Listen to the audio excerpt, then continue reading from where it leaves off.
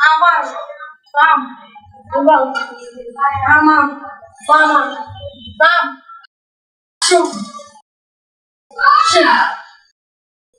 আমার বাড়ির বাম বাড়ির আমার ঠিক দাদা পুষ মা পুষ সুখ বাড়ির ঠিক দা পুষ দা দা। আমাদের আজকের যে শিশুটা পড়তে পারলো, আপনারা বলেন শিশু পড়তে পেরেছে কি পারে না? আজকে এই পড়া না পারার কারণে তাকে স্কুল থেকে বের করে দিয়েছে যে সে কথা শুনতে পারে না বা পড়তে পারে না, তাকে স্কুলে রাখা যাবে না। আমরা আজকে আমাদের চেষ্টায় আমরা আমরা আজকে সফল হয়েছি যে সেই শিশুরা আজকে পড়তে পারে এবং পড়তে যে পারে তারই কথা আপনারা শুনলেন।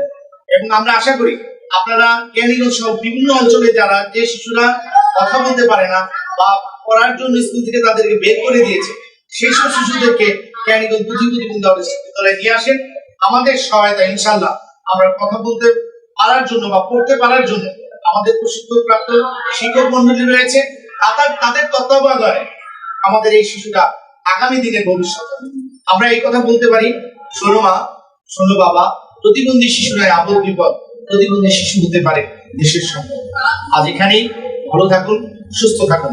আসসালামু আলাইকুম ওয়া রাহমাতুল্লাহ।